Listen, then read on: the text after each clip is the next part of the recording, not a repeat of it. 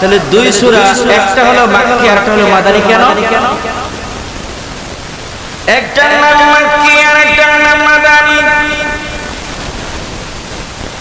আল্লাহর হাবিব রাহমাতুল লিল আলামিন যতদিন মক্কার জমিনে ছিলেন ততদিন কোরআনের নাম হলো মাক্কি।